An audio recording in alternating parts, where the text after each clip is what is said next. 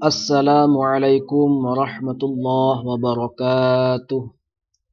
Bismillah walhamdulillah wassalatu wassalamu ala rasulillah Sayyidina Muhammad ibn Abdullah wa ala alihi wa sahbihi wa mawalah. La hawla wa la quwwata illa billahil aliyyil azim. Rabbi shrah li sadri wa yassir li amri wahlul 'uqdatam min lisani yafqahu qawli, amma ba'du. Para pemirsa yang dirahmati oleh Allah Subhanahu wa taala, hafizakumullah jami'an. Mudah-mudahan kita semua senantiasa dijaga oleh Allah Subhanahu wa taala. Pada kesempatan yang mulia ini kita akan membahas tentang penerapan kandungan surah Al-Qari'ah dan surah Az-Zalzalah dalam kehidupan sehari-hari dan juga akibatnya. Menerapkan ajaran Islam dalam kehidupan sehari-hari itu adalah kewajiban bagi kita, setiap orang Islam. Setelah memahami kandungan surah Al-Qari'ah dan Az-Zalzalah, pelajaran apa yang dapat kita ambil untuk diterapkan dalam kehidupan sehari-hari? Kemudian apa akibatnya yang akan kita peroleh dari penerapan tersebut? Jadi akan lebih baiknya marilah kita awali pembelajaran kita kali ini dengan pembacaan basmalah. Bismillahirrahmanirrahim. Penerapan kandungan surah Al-Qari'ah dan surah Az-Zalzalah dalam kehidupan sehari-hari. Di antaranya yang pertama, meyakini dengan sepenuh hati bahwa alam semesta ini adalah ciptaan Allah Subhanahu wa taala dan Dia pula yang mengatur serta menguasainya. Kita harus yakin bahwasanya alam semesta ini adalah ciptaan Allah dan Dia pula yang mengatur serta menguasainya. Yang kedua, semua kejadian, semua fenomena alam yang terjadi adalah mutlak atas kuasa dan kehendaknya.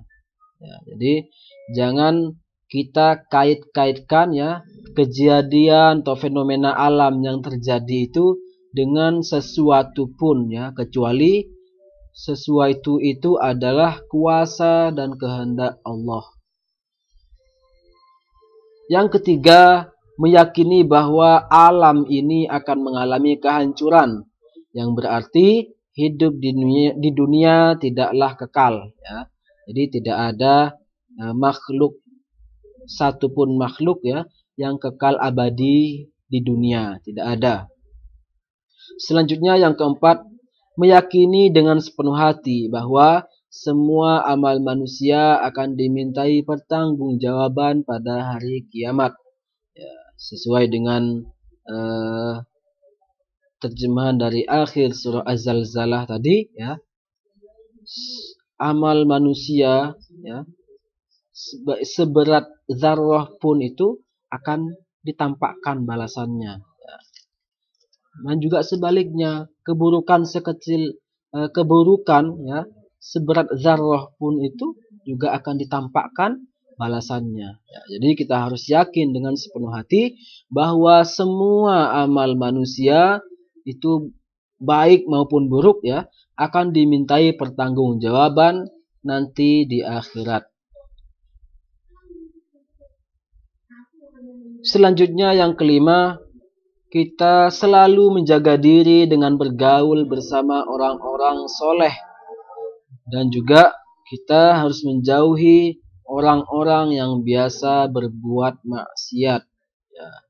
Kita harus bisa menjaga diri kita, menjaga keluarga kita dari bergaul dengan orang-orang. Jadi kita harus menjaga diri kita harus bergaul bersama orang-orang soleh supaya kita juga ketularan perbuatan baik, kita juga ikut ketularan soleh, mudah-mudahan. Dan juga kita harus menjauhi orang-orang yang biasa berbuat maksiat.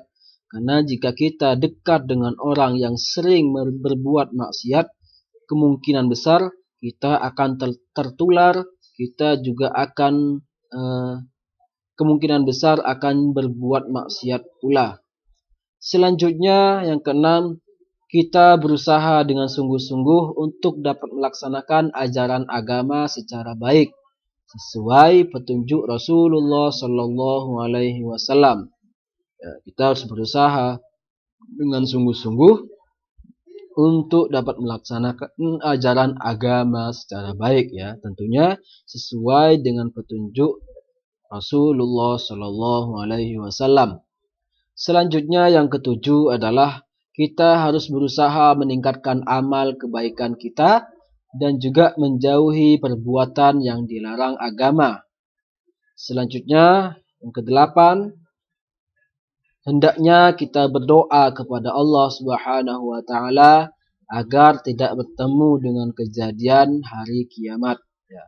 Kita harus berdoa kepada Allah, kita harus memohon perlindungan kepada Allah supaya tidak bertemu dengan kejadian hari kiamat. Bagaimana ngerinya, ya, dahsyatnya hari kiamat. Jangankan hari kiamat, ketika ada gempa di dunia saja kita paniknya luar biasa, ya. Apalagi dengan hari kiamat. Nah, kita berdoa mudah-mudahan kita semua dilindungi oleh Allah Subhanahu wa taala dan juga tidak bertemu dengan hari kiamat. Setiap perbuatan yang kita lakukan pasti akan membawa akibat, baik positif maupun negatif. Setelah kita mampu menerapkan kandungan surah Al-Qari'ah dan Az-Zalzalah dalam kehidupan sehari-hari, ya, akibatnya, ya, dampak positif apa yang akan kita terima, ya. Jadi akibatnya bagi kita adalah yang pertama, kita akan memperoleh petunjuk hidup yang benar sesuai kehendak Allah Subhanahu wa taala, sehingga kita tidak akan menyesal karena amal yang telah kita lakukan di dunia. Nah, jadi kalau kita sudah mendapatkan petunjuk hidup yang benar, yang sesuai dengan kehendak Allah, maka kita tidak akan salah jalan, kita tidak akan tersesat, ya, dalam menjalani hidup. Selanjutnya yang kedua, kita dapat mempersiapkan diri menghadapi kehidupan di akhirat yang lebih baik. Ya. Jadi kalau kita sudah menerapkan kandungan Al-Qari'ah dan Az-Zalzalah tadi, maka kita akan sudah bisa mempersiapkan diri, ya. Karena nanti perbuatan apapun yang kita perbuat selama di dunia akan dibalas oleh Allah Subhanahu wa taala. Selanjutnya kita merasakan ketenangan karena semua akan diperlakukan adil di hadapan Allah. Tidak akan ada yang dizalimi, ya. Jadi nanti di akhirat, ya, kita akan merasakan ketenangan. Tidak ada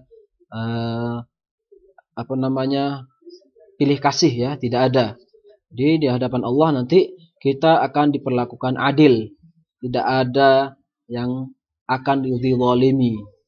Tidak akan ada yang dicurangi. Seperti itu.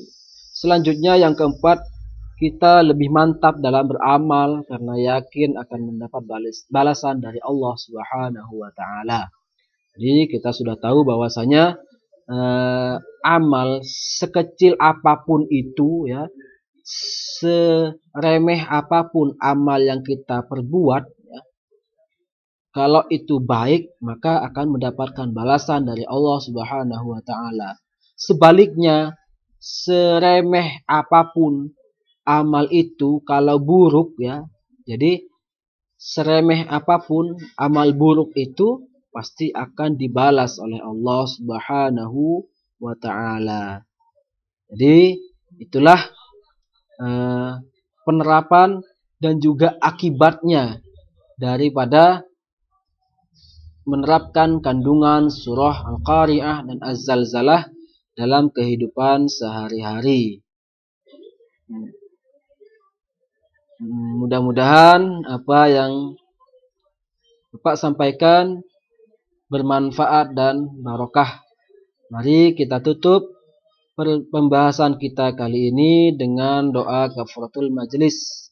Subhanakallahumma wa bihamdika asyhadu an la ilaha illa anta astaghfiruka wa atubu ilaik. Wassalamualaikum warahmatullahi wabarakatuh.